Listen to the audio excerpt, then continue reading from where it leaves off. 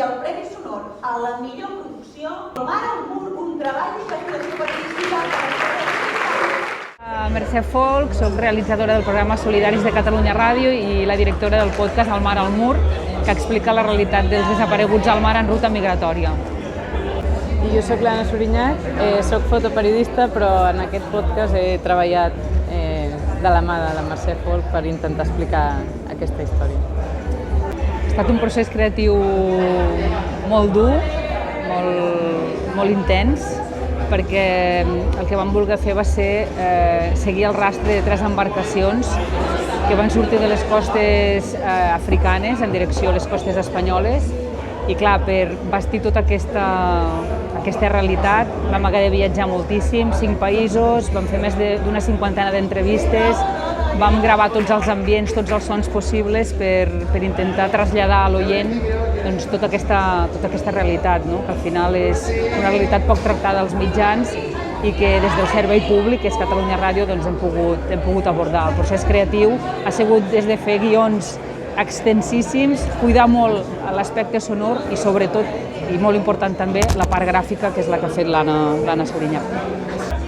Estem contentes amb el resultat periodístic de la investigació, però no tant amb el que està passant als nostres mars, que és que cada dia de mitjana, des de 2014, desapareixen 9 persones, que se sàpiga, només el fons del mar sap quantes persones desapareixen en realitat, i esperem que projectes com aquests serveixin per seguir parlant de tots aquests desapareguts i fer visibles aquestes morts que Europa pretén invisibilitzar.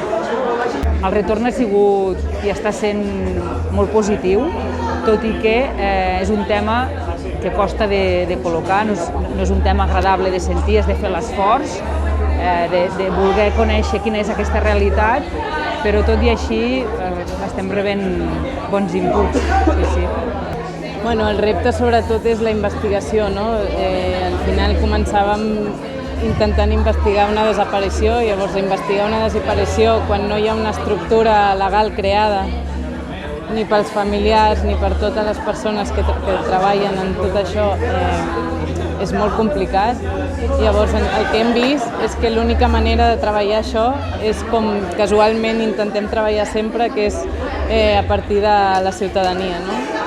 Ara ens queda un repte molt gran i és que no quedi en un podcast. Sabem, el podcast ens ha costat 2 anys de fer. Tenim 8 capítols on s'expliquen aquesta investigació, però hem de seguir parlant d'això, hem de seguir difonent, hem d'anar a les escoles, hem de posar això sobre la taula i premis com aquest ajuden, és una excusa més per posar en titulars novament aquestes desaparicions, que al final d'alguna manera tots en són responsables.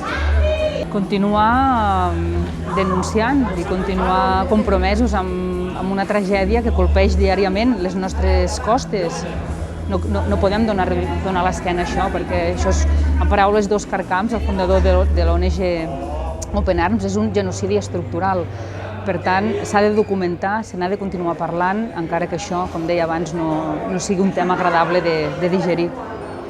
Jo, la primera vegada que vaig veure un rescat al mar, la recordo perfectament i des de llavors no he tornat mai a veure el mar igual. I jo crec que projectes com aquests, nosaltres estem per traslladar aquestes sensacions a l'oient o a qui mira les imatges. I jo crec que un dels reptes del projecte, o quan jo diria que el projecte funciona, és quan aquest estiu la gent es banyi i sàpiga el que està passant allà on s'està banyant. La recompensa, el vincle, per exemple, amb les famílies, que al final t'obren les portes, comparteixen els moments més íntims, els moments més dolorosos i et deixen entrar, parlar, comprendre, entendre i es creen vincles molt bonics que després també et permeten mirar les coses des d'una altra perspectiva. Això seria un, i després també la força, el que deia l'Anna, la força de la xarxa ciutadana anònima que fa la feina que haurien de fer les administracions, els governs. Això és el més bonic de veure, és a dir, que hi ha esperança encara, dins de tot el que expliquem. Hi ha gent que es dedica i donar la vida per ajudar els altres. Crec sincerament que cap periodista que es dediqui a temes relacionats amb vulneracions de drets humans hauria de buscar recompenses amb el que fa, però sí que és veritat que quan ens preguntem com arribar a altres públics, com fer que les històries importin, doncs al final crec que el podcast El mar al mur és una resposta per part nostra, no? És la nostra manera, la manera que hem trobat per fer que tot això arribi.